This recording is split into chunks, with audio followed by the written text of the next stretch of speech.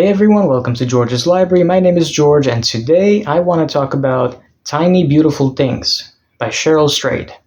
This book was originally published in 2012 as a compilation of American author Cheryl Strayed's advice columns for the Rumpus. At the Rumpus, Strayed wrote anonymously under the pseudonym Sugar. Both correspondent and columnists were anonymous. In addition to the use of pseudonyms, identity markers are not revealed unless relevant to the issue at hand. For example, most correspondents reveal their age, which is relevant for contextualizing their problem, and it allows Sugar to contemplate where she was at a particular stage in her life. However, Sugar herself identifies more by the experiences that have shaped her, including the early loss of her mother, her commitment to living her truth regardless of social expectations, and becoming a writer. She prefers to connect with correspondence through experiences rather than through identity markers. So that means that with identity markers subordinated in favor of shared experiences, Sugar addresses her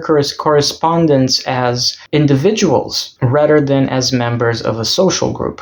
In the course of writing the Rumpus column, and in the decade that followed, Strayed's advocacy of the individualist path and of trusting the voice within became her trademark, especially among women who have often felt that they need to subordinate their desires in favor of other people's. I emphasize this because this approach contrasts with that of former generations of columnists, female columnist writers, and with that of columnists from marginalized communities. Even Sugar admits that her criteria for selecting letters to answer is a very subjective one. She makes it explicit that she picks the ones that most move her as an individual. Her wish to be challenged or touched by a correspondent's letter indicates a desire to be transported to a place of truth, conflict, or pain, whereas the traditional therapist blends into the background, allowing the patient to emerge. Sugar's responses make her just as vivid a character as her correspondence and equally vulnerable. Sugar's ability to be affected is evidenced in how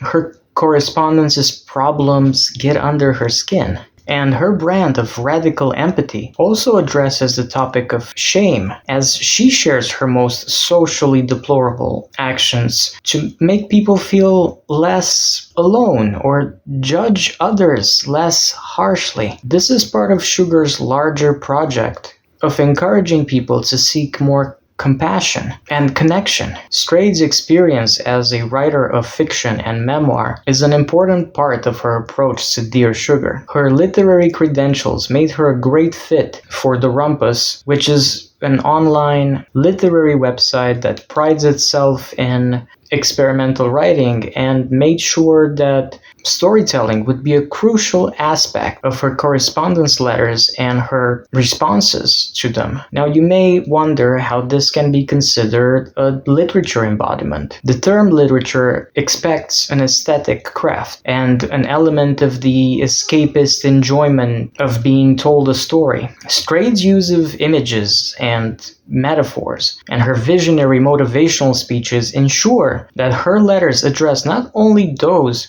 who are experiencing something similar, but anyone who is looking to be moved or inspired. Literature relies upon vivid characters and settings to truly come alive for a reader, and the Dear Sugar column is no exception to this rule. For the most part, the anonymity of the Dear Sugar columns means that correspondence characters are vaguely sketched and described only by their actions. Sugar often compensates for this by delivering a strong sense of herself in her response as the protagonist of her own story, but with a very strong supportive cast. Therefore, the reason for Sugar's use of literary techniques is in the service of empathy, getting people to feel together and acknowledge each other's humanity. While readers may check the columns to be in the presence of storytelling and literature, they also do so to share the company of other humans. Sugar, her correspondence, and the people who populate the worlds of each. This is especially the case when loneliness is on the rise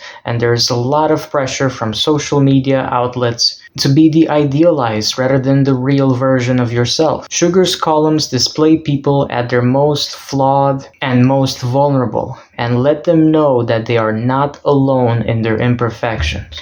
Thank you for listening. Don't forget to share and subscribe. Stay safe, be kind, and keep on reading. I'll see you next time.